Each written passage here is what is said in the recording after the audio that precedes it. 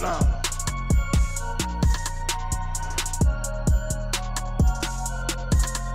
I'm a headliner. What is going on, Headliner Nation? Jake, Fantasy Headliners. Hopefully everyone's doing well out there today. We're talking about rankings here in Week 16 of fantasy football. It's the fantasy playoffs. It's the week of Christmas. Merry Christmas to you and yours. In today's episode, we're switching it up here just a little bit. Typically, I only do 2 positions. Kyle does 2 positions. But in this episode, to consolidate some shows this week for the holidays, all 4 positions in this show here today. There are timestamps down below. I'll throw it over to Kyle for the wide receivers and tight ends after I do quarterbacks and running backs. Real quick though, before I get into the rankings, wanted to show a quick shout out here. We were named Influencer of the Year by Pristine Auction. Thank you so much for Headliner Nation going out there, finding some awesome stuff on this website. It paid off for us. Awards are always cool. Now, we're going to dive into the rankings. We're going to kick it off with quarterbacks first, but just a reminder, if you're looking for more detailed information, that can be found in the start-sit videos. They've all been posted on the channel, so make sure you check those out just after this video is over. But let's dive into our top 24 quarterbacks here for Week 16.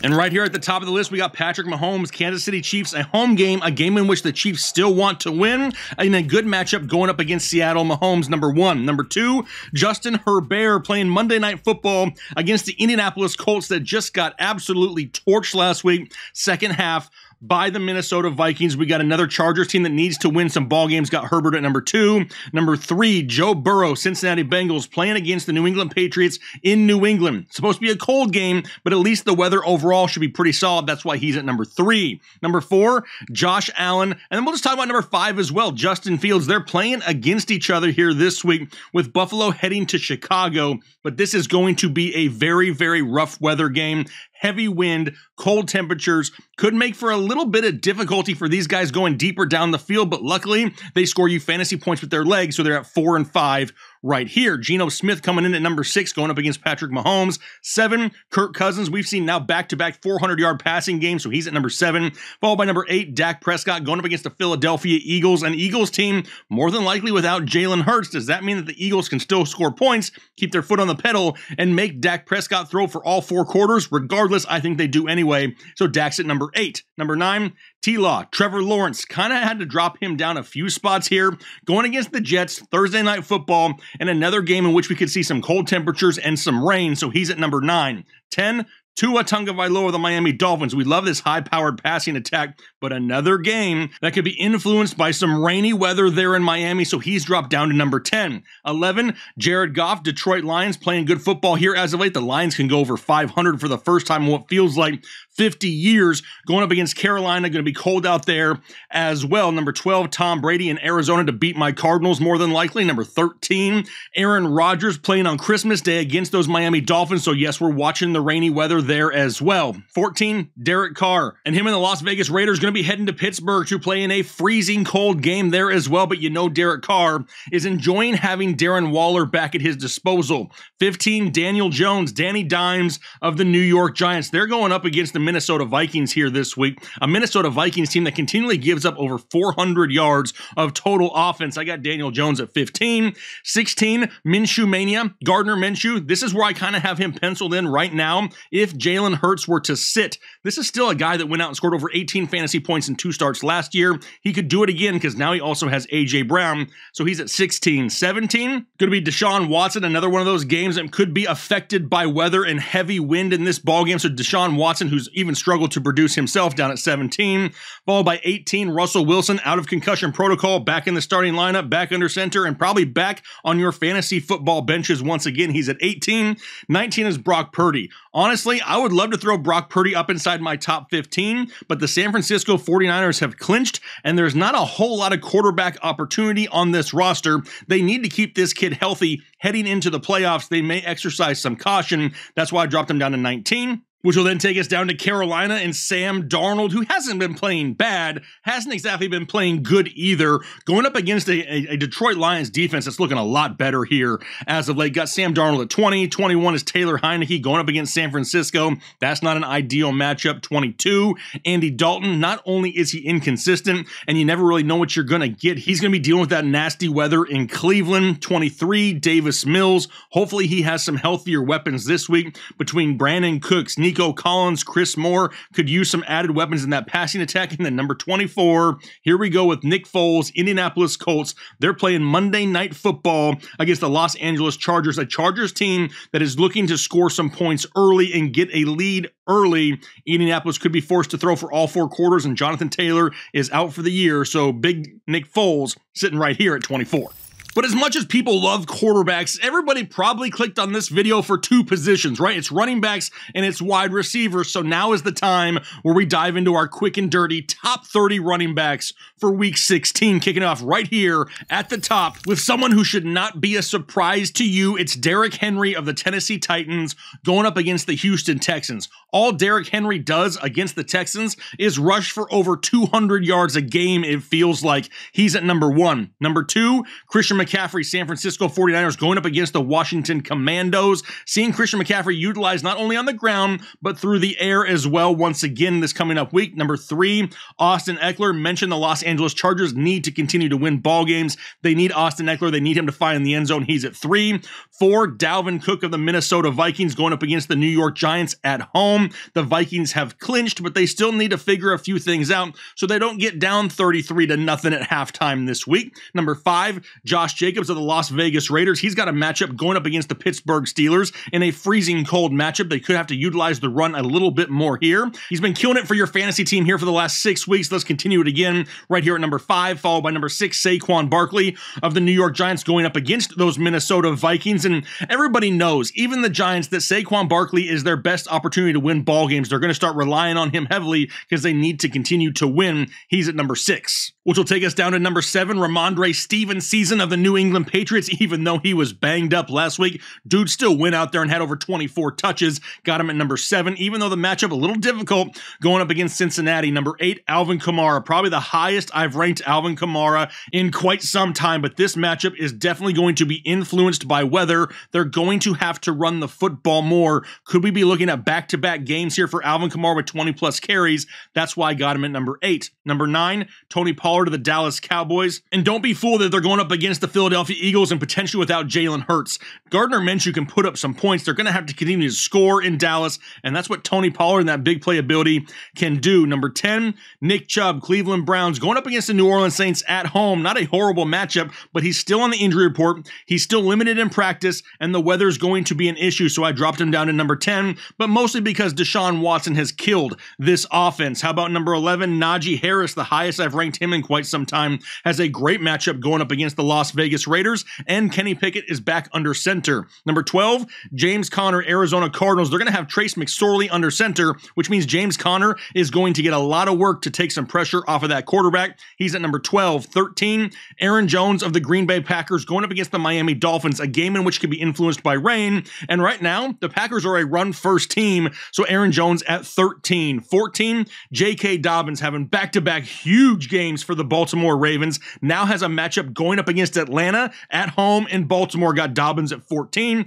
15 is Travis Etienne, Jacksonville Jaguars, going up against the Jets on Thursday Night Football. Not the greatest of matchups, but Quinnen Williams still banged up and a chance of rain, which means, yes, more passing work. Got Travis Etienne at 15. 16, Joe Mixon, Cincinnati Bengals. He's going up against the New England Patriots this week in New England. Not a great matchup for Joe Mixon, who's been pretty inefficient here as of late, but the Bengals need to keep winning if they want to clinch a playoff spot. Joe Mixon has to be more involved in this offense, in this outdoor cold game. Got him at 16. 17 is Kenneth Walker, still limited in practice, but they're going to need him to beat the Kansas City Chiefs and control time of possession this week, so he's at 17. 18, Ezekiel Elliott, Dallas Cowboys. Dude just keeps scoring touchdowns each and every week. How about 19 being Miles Sanders of the Philadelphia Eagles going up against Dallas, coming off of arguably one of the worst games of his career. And if Jalen Hurts sits, we can see a whole lot more running with Miles Sanders, which will then take us down to number 20. And this is kind of where the cutoff is of where we go from safe to a little bit risky. At 20, I got Jerick McKinnon, Kansas City Chiefs, going up against the Seattle Seahawks. McKinnon been on fire as of late, and Isaiah Pacheco struggling to hold on to the football. 21, Raheem Mostert in a game there going up against Green Bay. Not a bad matchup. Chance of rain. Jeff Wilson Jr. still limited. Raheem Mostert's at 21. 22, David Montgomery. Remember, Khalil Herbert can return this week. How much work do they give him? We really don't know just yet, so we're limiting some of the expectations in a difficult matchup going up against Buffalo. Demont at 22. 23, that's going to be A.J. Dillon of the Green Bay Packers. When the cold weather months come, all of a sudden A.J. Dillon comes out and he's starting to score touchdowns. Cleared concussion protocol, should be good to go. He's at 23. 24, DeAndre Swift of the Detroit Lions going up against the Carolina Panthers. More of the bigger play type guy in this backfield, but all of a sudden a backfield that was very productive is starting to worry us a little bit because of the involvement of Justin Jackson, taking away some touches from DeAndre Swift and Jamal Williams. So I got Swift at 24. 25, Leonard Fournette, Tampa Bay Buccaneers, been the better running back as of late fantasy-wise for the Tampa Bay Buccaneers going up against Arizona. Do I love the potential upside of Leonard Fournette? No, but I do think he finds the end zone this week. He's at 25. 26 is where I have Isaiah Pacheco, followed by 27, Bam Knight of the New York Jets, banged up a little bit himself, going up against those Jacksonville Jaguars. But with Zach Wilson under center, it greatly limits the upside here, so we got Bam Knight at 27. 28 then is going to be Latavius Murray of the Denver Broncos, going up against the Los Angeles Rams on Christmas Day. I'm not expecting what we saw last week, but he should see decent touches, got him at 28. 29 then is Jamal Williams, who's losing a few of those goal line type carries to Justin Jackson. He's at 29. And then 30, Rashad White for the pass catching upside alone is at number 30. But like usual, I got 5 guys on the outside looking into the quick and dirty top 30 that I want you to keep your eye on. The first one being Zach Moss. Yes, I said Zach Moss, and I don't feel good about it either, but he is someone that could approach 18 to 20 touches this week. Took him 24 touches last week and couldn't even get double-digit points. Can he this week? Huge concern. That's why he's on the outside looking in, but somebody who could get some volume. What about Kareem Hunt? If Nick Chubb is limited or out, Kareem Hunt could see a heavy workload here in a bad weather game this week. Brian Robinson. Love Brian Robinson. He probably needs to be inside the top 20, but it's a difficult matchup this week for him going up against the San Francisco 49ers. Tyler Algier had a coming out party last week, but a very difficult matchup this week going up against Baltimore, and then his teammate also, Cordero Patterson. With Desmond Ridder being under center, they're going to try to take some of the pressure off of the young kid and really rely on the running game. The matchup isn't the greatest, but both Cordero Patterson and Tyler Algier have a chance to give you a solid floor here in Week 16. But now that we've covered quarterbacks and running backs, it's time for me to throw it over to my good old buddy, old pal, Kyle, to talk about some wide receivers and some tight ends.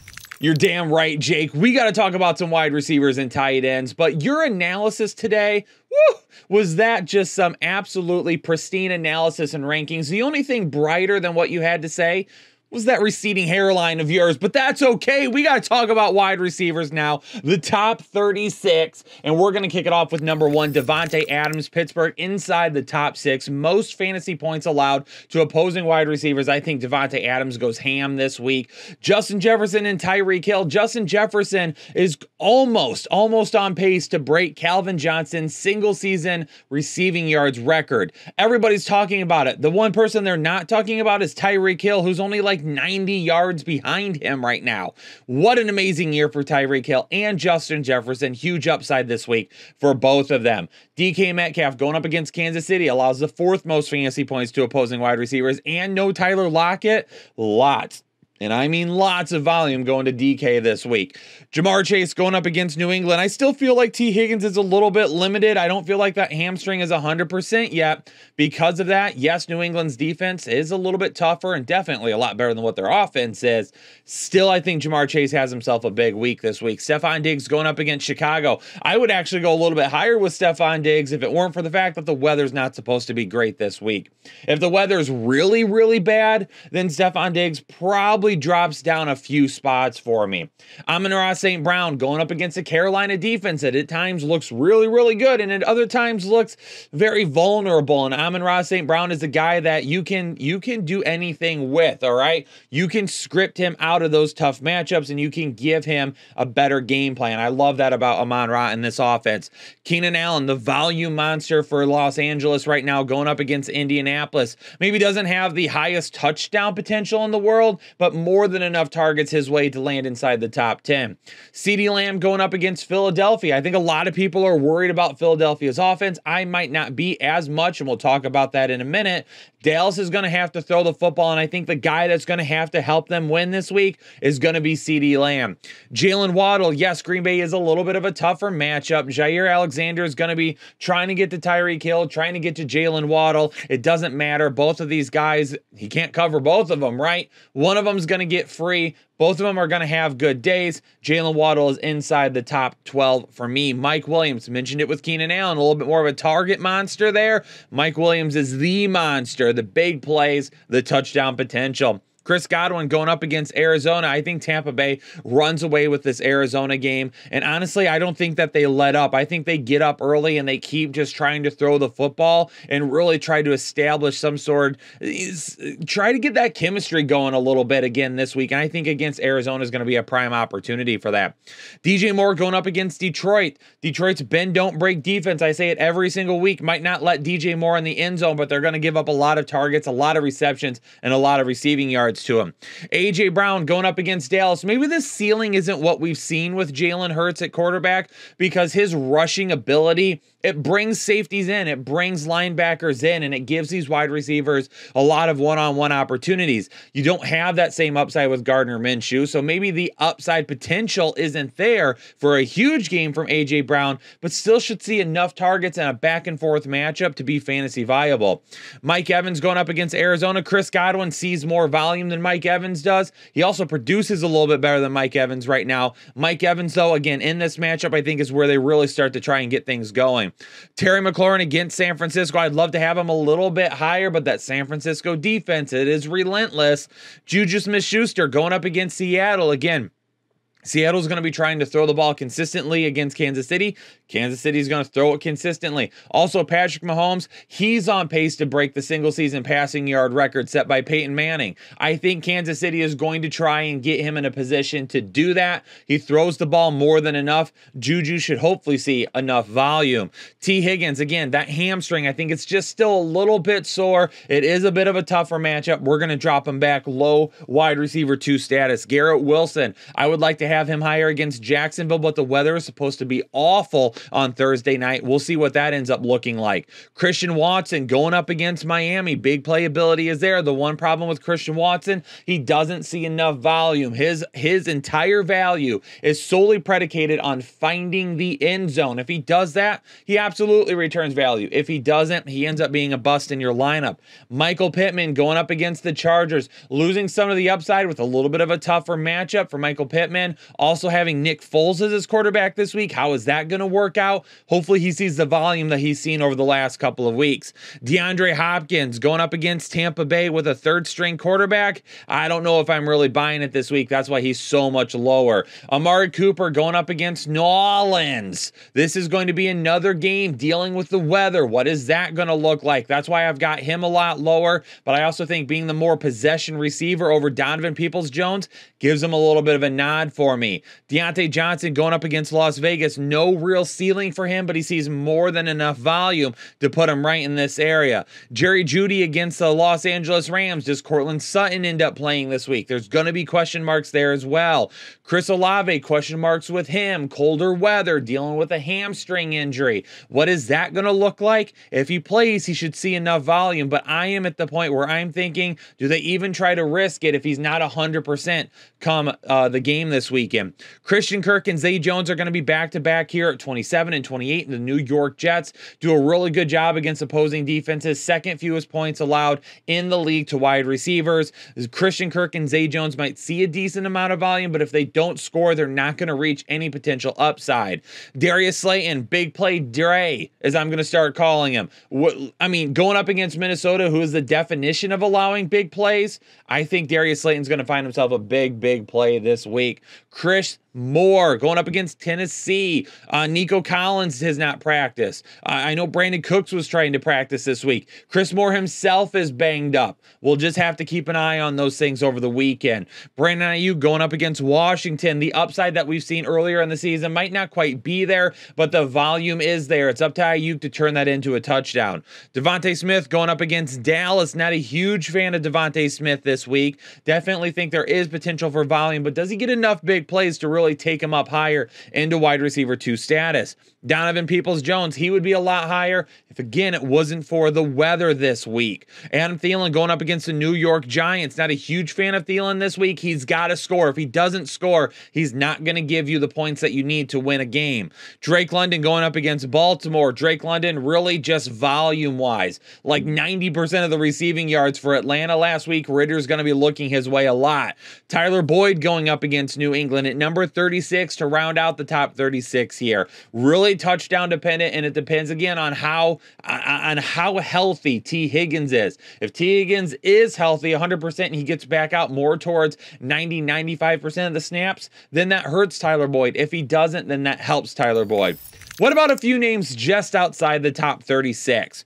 Allen Lazard, very touchdown dependent this week for me. Gabe Davis, does the weather hold off? If it doesn't, Gabe Davis is not a start. If it's nice in Chicago and the wind isn't that bad, then Gabe Davis goes back to being a start for me. DJ Chark going up against Carolina, a little big play dependent. Not a great week last week, but a guy that is solely cemented in as the number 2 target in this offense right now. But even with him being the number 2, you still have Jameson Williams, you still have Khalif Raymond, you still have Josh Reynolds, and of course, you've got your boy DeAndre Swift, who just isn't quite getting to where he needs to be right now. Lots of targets being spread out. Isaiah Hodgins, very touchdown dependent against Minnesota. Won't have the big play like Darius Slayton, but he's a little bit more touchdown. He's got a little bit better path to a touchdown, though, it feels like for me. If he scores, he ends up going into the top 36. Marquise Brown, I've got him on the outside looking in because, again, I don't love them playing with a third-string quarterback. And Demarcus Robinson,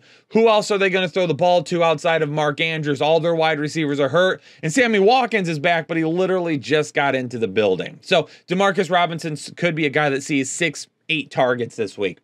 What about the tight end position? My top 18, I almost said top 20. Top 18 tight ends this week. Travis Kelce obviously knocked in as number 1. George Kittle and his upside based on what you've got at the position right now, he's number 2. Dallas Goedert comes in at number 3 for me because, again, that move over to Gardner Minshew. Gardner Minshew can move the ball. He can throw the ball. He's a decent NFL quarterback. We've seen it before. I think Dallas Goedert, if he ends up playing this week, is going to be a really safe target for him, and he's going to utilize him quite a bit. Darren Waller going up against Pittsburgh. He's got a high touchdown ceiling for me this week. Juwan Johnson, one of the highest upside plays in all of football right now at the tight end position. The dude's a maniac scoring. 7 touchdowns in the last 7 games. I've got him as a start again this week, and he's all the way up here. Mark Andrews with Huntley at quarterback right now. Last year, he was great. He was the tight end 1 with Huntley. This year, not the same thing. We'll see if he can get on track against Atlanta. TJ Hockenson going up against the New York Giants, getting plenty of targets. We just haven't seen it really come to fruition for a whole lot as of yet.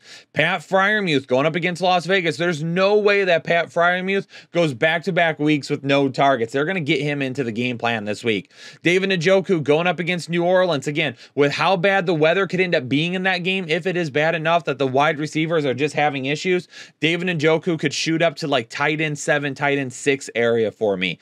Evan Ingram coming in at number 10, going up against the New York Jets. Tough matchups on the outside? Does Evan Ingram see the targets on the inside? Dawson Knox, don't love the Dawson Knox play this week, again, unless the weather's bad. And I mentioned that in the start and sit video. If the wind is brutal, if it's snowing, if it's just not great, I think Dawson Knox has lots and lots of potential this week. Dalton Schultz going up against Philadelphia just hasn't had the upside as of recent. Really just one good game in the last several weeks. Noah Fant going up against Kansas City with no Tyler Lockett. Noah Fant could be the second guy up here. Cole Kmet, number 14 for me, going up against Buffalo. Lots and lots and lots and lots and lots of targets coming his way. Can he find the end zone? Tyler Higbee, he found the end zone last week. Does he keep it up with Baker Mayfield at quarterback? Jordan Akins, with all the wide receiver injuries, going up against a bad Tennessee secondary. Can he find the end zone? Gerald Everett, he's getting some decent targets right now, but he hasn't scored since week 4, and all the wide receivers are healthy. And then Chigiooko is going to come in at number 18, going up against Houston. Backup quarterback Malik Willis is going to be going up this week. Is he going to look towards Chigiooko, or are they going to try to at least pass it 10 times? I don't know, but he could be the safety valve of the week for Malik Willis. I've got him at number 18. Ladies and gentlemen, whew, I'm out of breath. Absolutely flew through those rankings. Hopefully you all are set and ready to go this week. Appreciate you all tuning into the videos. Hit the like button for us. Subscribe if you're new here. And ladies and gentlemen, if your season is over, do not go anywhere. Stick around all off season long. We have got tons of great content coming your way to help you prepare to be a better fantasy football player come next season. If you want to turn this on in week 1 and turn it off in week 18, you're never going to have any success with this game. If you want to beat down your friends, if you want to show your coworkers your dominance, if you want to win some money, if you want to be the alpha male or female of your fantasy league, you've got to stay here 365 days a year. I'm out of here. Peace out and stay safe and healthy, Headliner Nation. I'll catch y'all in the next episode of the Fantasy Headliners.